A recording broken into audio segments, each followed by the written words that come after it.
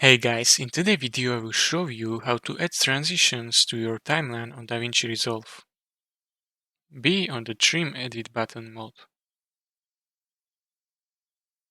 Click at the end of first clip and the beginning of the next clip. Go to the top left corner and click on Timeline. Next, choose Add Transition and select Trim Clips. Change duration by dragging the transition edge.